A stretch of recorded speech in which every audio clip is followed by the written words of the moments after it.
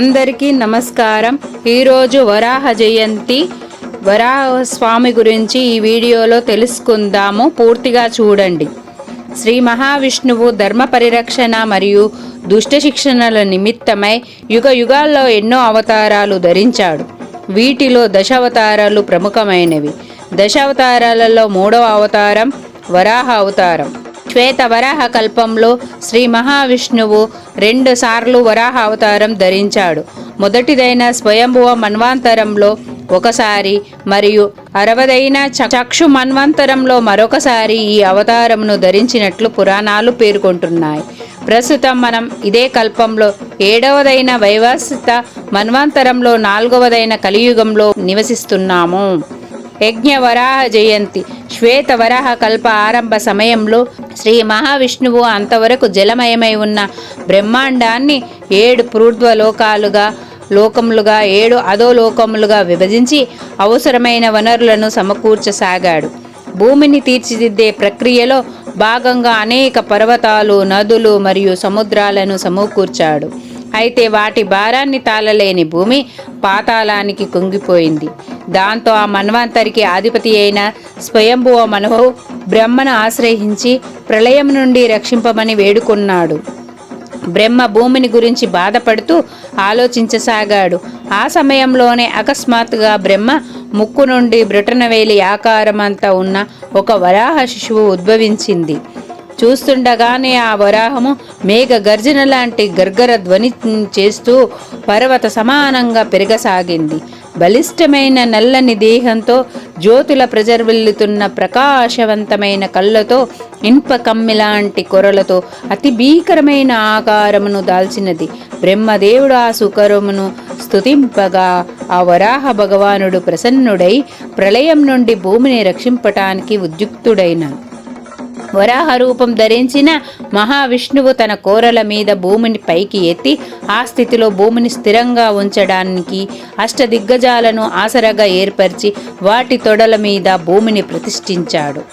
అప్పట్నుంచి ఆ అష్టదిగ్గజాలే భూమి గతి తప్పకుండా కాపాడుతున్నాయి. స్వయంభువ మన్వంతరంలో అవతరించిన ఈ వరాహ అవతారాన్ని యజ్ఞ వరాహ రూపంగా భావిస్తారు. ఈ యజ్ఞ వరాహ జయంతిని చైత్ర బౌల త్రయోదశి నాడు జరుపుకుంటారు. ఆది వరాహ జయంతి.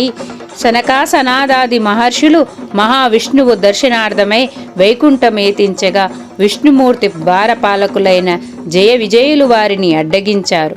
దాంతో ఆగ్రహించిన మహర్షులు వారిని 3 జన్మాల పాటు రాక్షస అవతారం దాల్చమని శపించగా మొదటి జన్మలో హిరణ్యకశిపులుగా జన్మిస్తారు.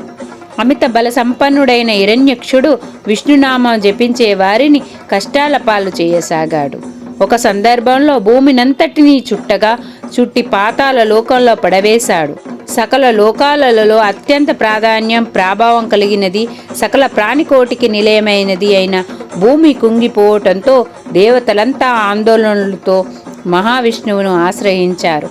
హిరణ్యకశిపుని ఆగడాల పట్ల కోపదృక్తుడైన విష్ణువు భీకరమైన వరాహ అవతారంను దాల్చి పాతాళ లోకానికి మార్గమైన సముద్రంలోకి దిగి అక్కడి వరకు వ్యాపించి ఉన్న కుల పర్వతాల మొదళ్లను తన ముట్టెతో పెకలించసాగాడు. దానితో ఆ పర్వతాలు భయమొంది హిరణ్యకశిపుడు ఉండే చోటును ఆ వరాహ భగవానునికి చూపించాయి. అప్పుడు జరిగిన యుద్ధంలో హిరణ్యక్షుని సంహరించి భూమిని యథాస్థానంలో నిలిపాడు.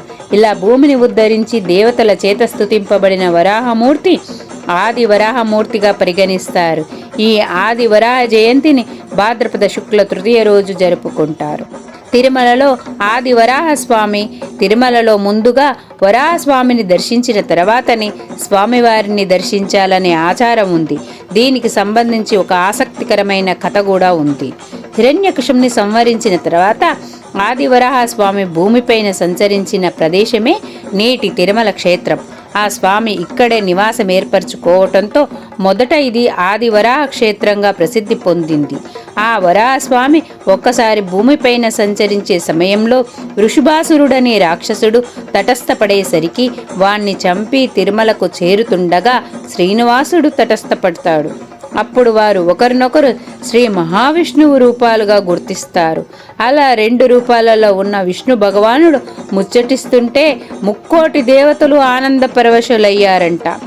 ఆ శ్రీనివాసుడు కలియుగాంతం వరకు ఆ క్షేత్రంలోనే నివసించాలన్న సంకల్పమును వెలుబుచ్చి కొంత స్థలము ప్రసాదించమని వరాహస్వామిని కోరగా దానికి మూల్యం చెల్లిస్తే స్థలం ఇస్తానని వరాహస్వామి తెలిపాడు.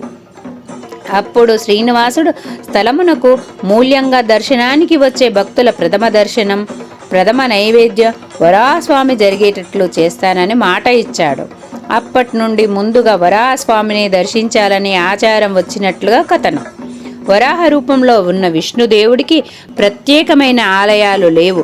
ఆ తర్వాతి అవతారమైన నరసింహావతారంతో కలిసి సింహాచలంలో వరాహలక్ష్మీ నరసింహస్వామిగా పూజలందుకుంటున్నాడు.